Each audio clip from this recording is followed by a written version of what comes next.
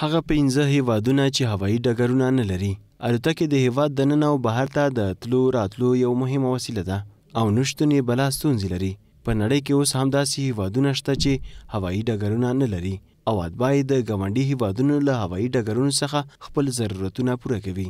انډورا د هسپانیې او د فرانسې ترمنځ هغه ستر هیواد دی چې تر اوسه پورې هوایي ډګر نه لري.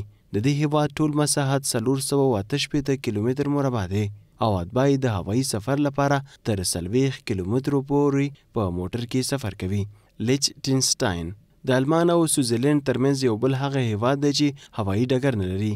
د هیواد ته تر ټولو نږدې هوایي ډګر په سویټزرلینډ کې د التهرین هوایي ډګر دی.